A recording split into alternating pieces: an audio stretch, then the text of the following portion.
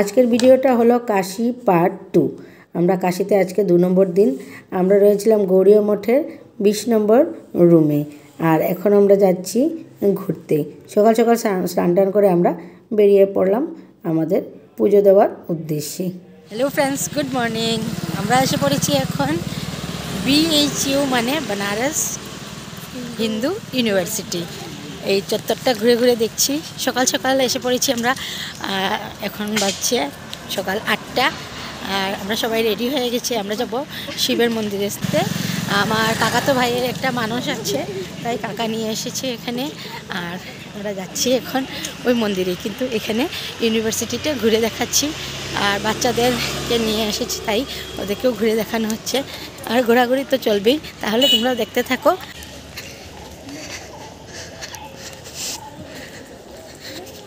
Journalism আর মাস communication এরিয়ায় ওদের department.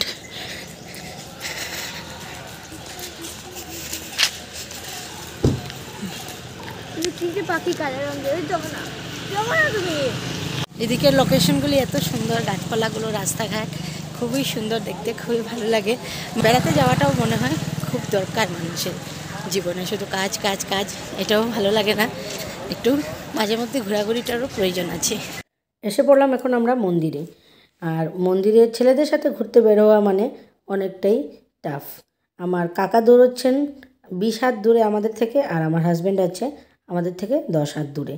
আর আমি 2 বাচ্চাকে নিয়ে দৌড়ে দৌড়ে দৌড়ে দৌড়ে ওদের সাথে টাইম ম্যানেজ করছি। মানে দৌড়ানো ছাড়া আমার কাছে আর কোনো উপায় নেই, কারণ ওরা এত স্পিডে হাঁটে। ওদের যদি আমি মানে না দৌড়ই, তাহলে ওদের কাছে যাওয়াটা আমার, ওদের সাথে টাইম মেনটেন করা বা ওদের সাথে লাইন মেনটেন করাটা আমার দ্বারা অসম্ভব হয়ে যাবে। তাই আমরা আছি দৌড়তে। শান্তি মনে হয় এই জীবনে আর পাবো না। ঘরে থাকলেও মানে কাজ করতে করতে শান্তি নেই, দৌড়তে দৌড়তে। বেড়াতে গেছি, সেখানেও আর শান্তি মনে বেড়ানো যায় না। সেখানেও গিয়ে দৌড়চ্ছি, দৌড়তে দৌড়তে টাইম ম্যানেজ করছি। আর এদিকে দেখতে পাচ্ছ মন্দিরের ভেতরে আমরা ঢুকে পড়েছি।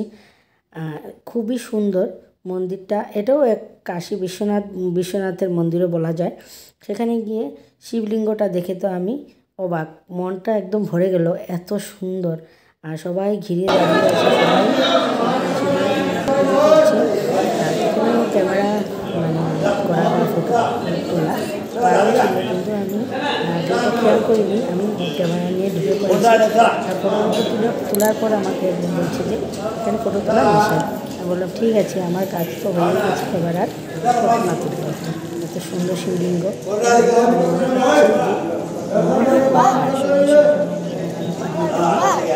সবাই এদিকে শিবের মাথায় জল টল দিচ্ছে। তারপর আমরা বেরিয়ে গেলাম। আর সাইডে যে আরও মন্দির, আর এই মন্দিরেরই ঠাকুর দেবতা ময়ূর দেখে মেয়েরা দৌড়চ্ছে, আর আমি ওদের পিছিয়ে দৌড়চ্ছি। ময়ূরের পালক দৌড় দিয়েছে, আর ময়ূরটা দেখতে দিলি না। আর একটা পালক পেয়েছে আমার বড় মেয়ে।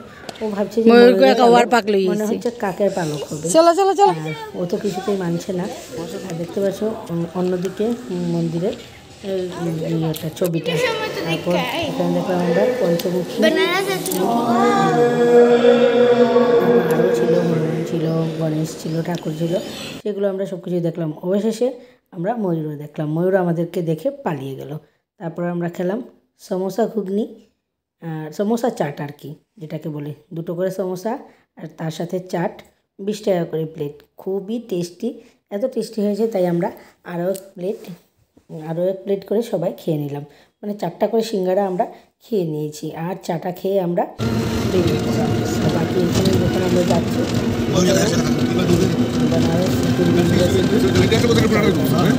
দেখতে দেখতে চলে গেলাম। ভালো লাগছিল, মনে হচ্ছিল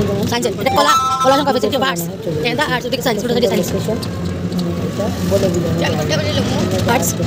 আমরা গাড়িতে উঠেছিলাম 26 তারিখ, কিছু দেখানো রাত হচ্ছে রাতে 11টায়। শিলচর থেকে গেছিলাম আমরা সব পেলাম। কামাখ্যা জংশন থেকে আমাদের আবার গাড়ি ছিল দীনদয়াল উপাধ্যায় রামকৃপার লক্ষণ। তাই আমরা পরের দিন দুপুরে মানে 25 তারিখ দুপুরে 12টার সময় আমরা উঠলাম। মানুষে কমপ্লেন করবো এত বাজে খানি বা বাজে তারপর সেখান থেকে আমরা চলে গেছিলাম কাশি। আমরা সবাই কাশিতে গেলাম। আমরা প্রথম দিনের ভিডিওটা আমি তোমাদের খুব আপলোড করে দিয়েছি। আজ হলো আমরা সেকেন্ড ডে। মানে প্রথম ভেবেছিলাম প্রণাম করে বেরিয়ে যাবো, তারপর তো আমরা 26 অনেক কিছু দেখতে পেয়ে এখানে আমরা অনেকটাই সময় কাটিয়ে নিলাম। আমাদের হাতে আজকে সময় কম, কারণ 12টার সময় আমরা ভেবেছি যে আমরা রওনা হয়ে যাব অযোধ্যার জন্য। কারণ আমরা বেরিয়েছিলাম হলো 25 তারিখ রাতে, 26 তারিখ আমরা গুয়াহাটি পৌঁছেছি আর 27 তারিখ পৌঁছেছি আমরা কাশি, মানে দীনদয়াল উপাধ্যায় স্টেশনে। সেখান থেকে আমরা চলে গেছিলাম কাশি, যেটা আগের দিনের ব্লগটা আমি তোমাদেরকে আপলোড করেছিলাম, যেখানে আমরা কাশিতে গিয়ে স্নান টান করেছিলাম। আর আজ হলো 2 নম্বর দিন। আর আমরা ভেবেছি আজ যেহেতু 27 তারিখ, তাহলে আমরা চলে যাব অযোধ্যায়। 28 আর 29 তারিখের ভেতরে আমরা অযোধ্যা থেকে ফিরে আসব। আর তারপর আমরা যাব প্রয়াগরাজে কুম্ভের স্নান করতে। কিন্তু আমরা তাই ছটফট করছি যে 12টার ভিতরে কোনো মতেই আমাদের বেরোতে হবে অযোধ্যার জন্য। আর এদিকে তো মন্দিরে এইরকম দৃশ্য দেখে বাচ্চারা তো অবাক, ওরা তো দেখতে চাইছে। তাই আমার ছোট কাকা বললেন যে বাচ্চাদেরকে ভালো করে দেখিয়ে নিয়ে যা, একটুখানি সময়ের হেরফেরে কিছু হবে না, ওরা এরকম দৃশ্যগুলো দেখতে পারবে না আর কখনো, ওদেরকে দেখিয়ে নিয়ে যা। তাই আমরাও ওদের সাথে লেগে পড়লাম মন্দিরটা ঘুরে দেখার জন্য।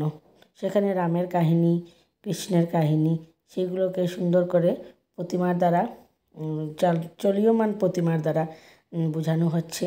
দেখতে খুবই ভালো লাগছিল। আর বাচ্চারা দেখে দেখেও এগুলো থেকে ওরা বুঝতে পারছিল, যে রিলেট করতে পারছিল স্টোরির সাথে, যে কি হয়েছে,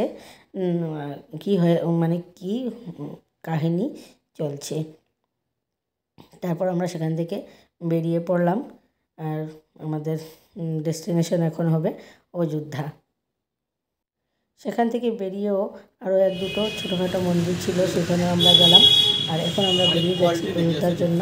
কিন্তু আমার হাজব্যান্ড তো কিছুতেই মানছে না, দুদিন থেকে আমাকে শুধুই বলছে বেনারস এসেছো, 1-2টো শাড়ি নিয়ে যাও। কিন্তু আমি শাড়ি নিয়ে কী করবো, শাড়ি তো পরাই হয় না, এই আলমারিতে পরে থাকে। এখন তো প্যান্টেও চলে যাচ্ছি। শাড়ি দেখে তো আমার হাজব্যান্ড বুঝতেই মানছে না যে শাড়ি নিতেই হবে, বেনারসি শাড়ি নিয়ে নাও, বেনারসি শাড়ি নিয়ে নাও। আমি বলছি বেনারসি শাড়ি, এত হেভি শাড়ি নিয়ে কী করবো, এত গর্জিয়াস শাড়ি তো আমার পরাও হয় না। তাই ভাবছি যে একটু ফর্মাল কিছু হালকা ডিজাইনের মধ্যে যদি নিয়ে নিই, তাহলে ওর মনটাও রয়ে যাবে। তাই আমি ভাবলাম যে একটুখানি হালকা শাড়িগুলো নিয়ে নিই। তারপর দেখলাম যে এগুলো প্লেটগুলো ঠিকঠাক মতন পরে কি না। দোকানদার বললো আপনি ট্রাই করে দেখতে পারেন। আমি একটুখানি উপর থেকে একটুখানি ট্রাই করলাম। শাড়িগুলো যাই দেখাচ্ছিলো এত সুন্দর ছিল। বেনারসিগুলো তো আর বলেই লাভ নেই, আমরা বেনারসি বলতে যেটা বুঝি।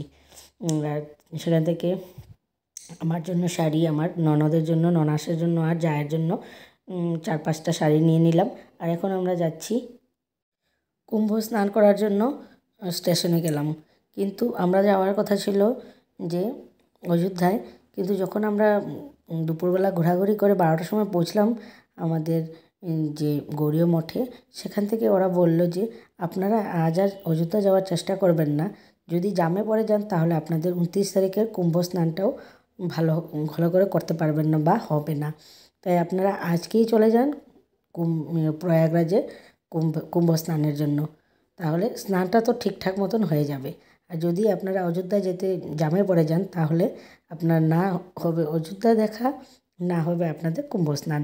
তাহলে দেরি না করে আপনারা চলে যান। আর ওদের কথাটাই আমাদের খুবই ভালো হয়েছে। দেখতে পাচ্ছ স্টেশনে কেমন ভিড়, একদম হাঁটা চলার কোনো সুবিধেই নেই। আস্তে আস্তে করে সবাই 1 পা 2 পা করে এগোচ্ছে। দেখতে পাচ্ছ কেমন ভিড়, কেমন জাম। আজকে মানে 27 তারিখ রাত, এখন বাজছে 12:30, আমরা পৌঁছেছি স্টেশনে প্রয়াগরাজ জংশন।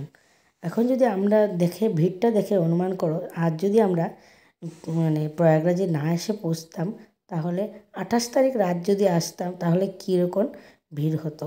আমাদের দ্বারা হয়তো কিংবা অসম্ভব হয়ে যেত কুম্ভ গিয়ে স্নান করা। তাই ঠাকুর যা করেন মঙ্গলের জন্যই করেন। আমরা এসে পড়লাম আজকে প্রয়াগরাজ স্টেশনে, আর আমরা এখন চলে যাব কুম্ভ স্নানের জন্য নদীর ঘাটে। তাই এখন তো আর স্নান করব না, সেখানে গিয়ে পৌঁছবো।